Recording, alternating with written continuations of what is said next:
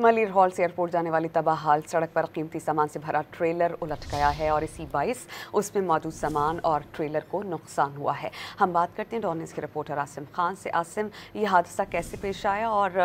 Rescue team कोई पहुंची वहां पे जो रेस्क्यू कर सके? ये इस सड़क पर इस तरह के हादसा जो है रोजाना के मामूल बन चुके हैं और इस वक्त आप देखा जा सकता है कि अब तक कुछ देर पहले ये हादसा पेश आया है जिसमें जो है सामान से भरा ट्रॉलर जो है वो सड़क की बदहाली की वजह से उल्टा है और सड़क पर गहरे गहरे गड्ढे होने की वजह से उसमें पानी भरा हुआ है और लोगों को नजर न आने के बायस यहाँ पर इस तरह के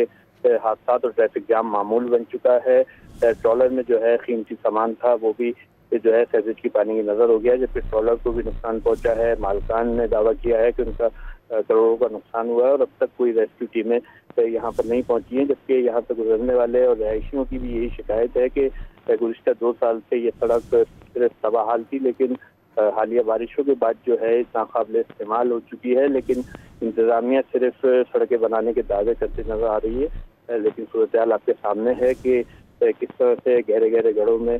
भरे पानी की वजह से न सिर्फ ट्रैफिक जाम है बल्कि हादसा भी मामूल बन चुका है। बहुत शुक्रिया आसिम, आपने अपडेट किया।